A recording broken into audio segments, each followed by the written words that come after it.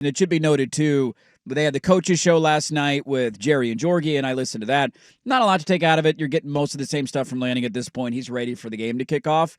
I did find it slightly interesting, at least, that in his post-practice press conference yesterday, there was not an announcement made because they're not going to make an announcement, and I should probably just stop complaining about this every August. Well, it doesn't have to be a complaint, more so to just be like, okay.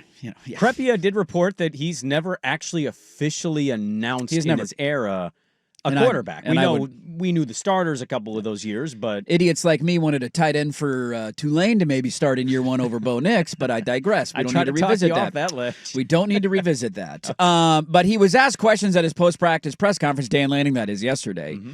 And they were essentially, to paraphrase, like, how is Dante Moore's week of prep gone, getting ready for his first start? And it was the first time all of fall camp that Lanning just answered the question without pivoting to talk about Austin Novosad and Luke Moga in the same answer. And so he essentially let the cat out of the bag without letting the cat out of the bag. I think we all know at this point that Dante Moore will be the starting quarterback.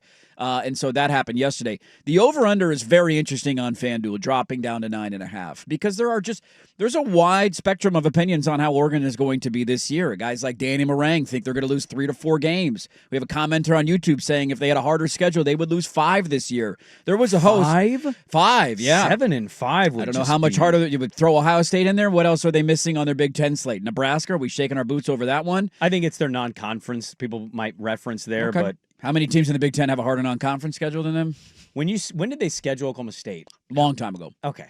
10 years ago, probably. So at that point, Oklahoma State was a good non-conference opponent? I mean, Oklahoma State's been a good program for a long time. They haven't quite been the same the last couple of years that they were maybe 10 years ago under Mike Gundy. There was a host, and don't worry, I saved it. I didn't want to pull it because it's kind of a long-winded thing, but there's a host down for an SEC radio station and SEC college football show in Birmingham where they do all year-long college football talk, and they were giving their hot takes for the upcoming season, and he predicted Oregon being the team that continues the trend of starting the year ranked inside the top 10 and falling all the way outside of the top 25, which has basically been every year that the preseason polls come out.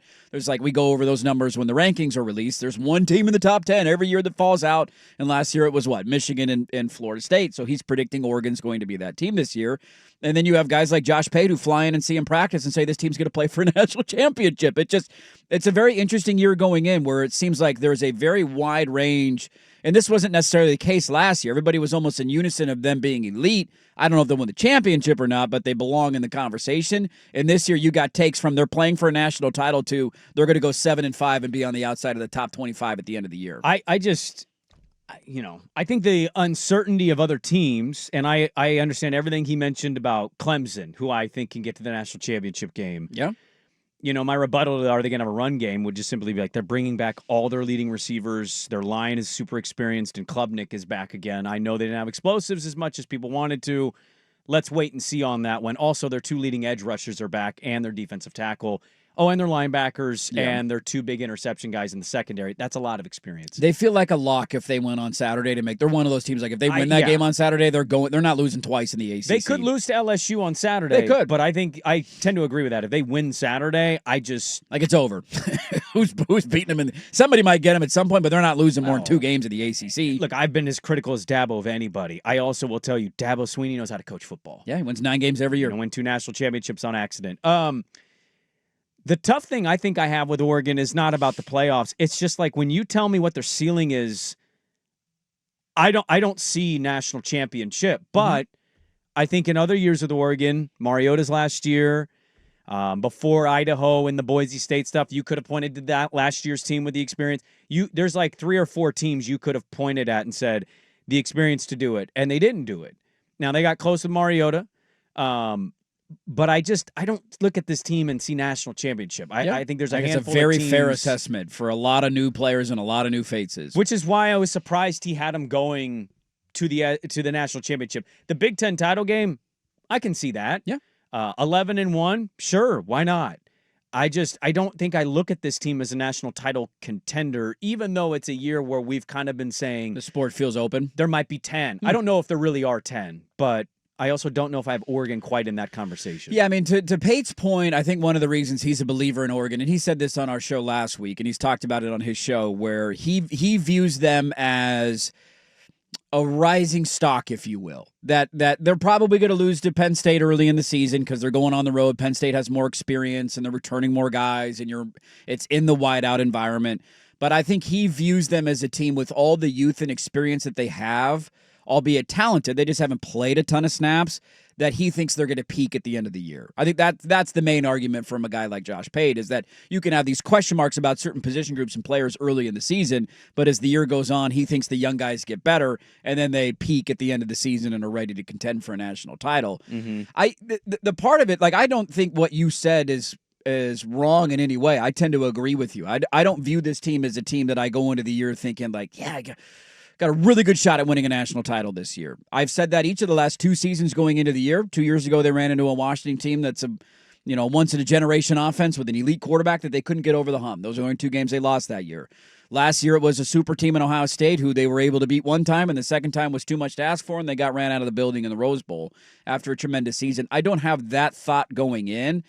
I guess what I just kind of chuckle at is the extremes that other people are willing to take it to. Of there's a difference in saying you don't think there's a national title team to you think they go 8-4. That is a big difference. And maybe it's some USC and Washington are better than we think coming into the year. Maybe it's Iowa actually having a functioning offense They're going into the happy with season. that one quarterback. Dude, he had one highlight in a practice throwing a 5-yard out, and they pitched the a offense 10. is buzzing in Iowa. Gronowski, we'll see how it works out for you. I'll believe it when I see it that Iowa has a functioning offense. Yeah. But that's the part that I chuckle at. You tell me you don't think they're going to win a national title. Like, yeah, dude, there's a lot of new faces. I don't blame you at all for that thought. 10-2 playoff team, I think, is a good year. Win a playoff game, cherry on top.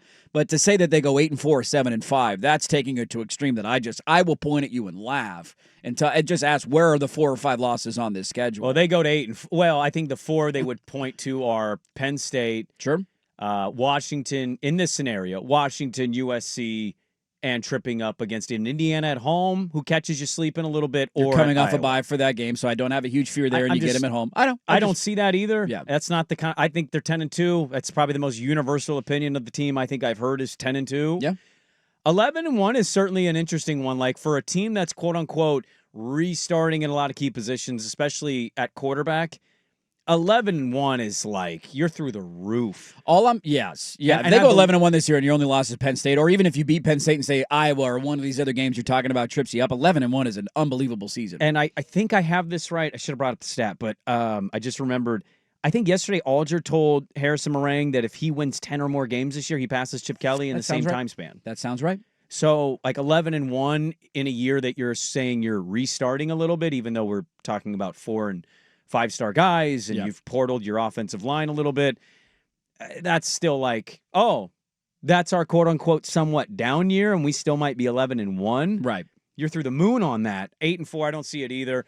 9-3 isn't an impossibility to me. I think it's in the realm of things. If you're 10-2, one difference of game shouldn't be making ball bounces one way or the other, a turnover here or there, you could lose that third game, no doubt. 8-4, there'd be conversation, interesting conversations going on of like how did that happen? How did it happen? Yeah. Sure. All I'm going to say is for the people who are predicting that type of year this year, which hey, it's the beginning of the season. I don't have a crystal ball. I have no clue how the season is going to play out. If I did, I'd fly to Vegas and put money on it right now. I also don't feel like I've seen a lot of that. I know there hasn't been. Danny might think they can, or Feldman might think 9-3.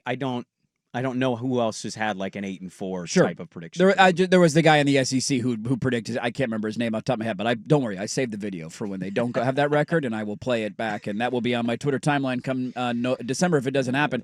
My only ask is if you do think they lose 4 or 5 games and they struggle, do not turn around at the end of the year and say, well, of course they went 10-2 or 11-1. They have the best roster money can buy, because you can't have it both ways. You can't go into the year saying they have all these new faces and they're going to have a bad year this year, and then turn around at the end of the year and say, well, yeah, Phil Knight paid for that roster. Of course they won 11-1.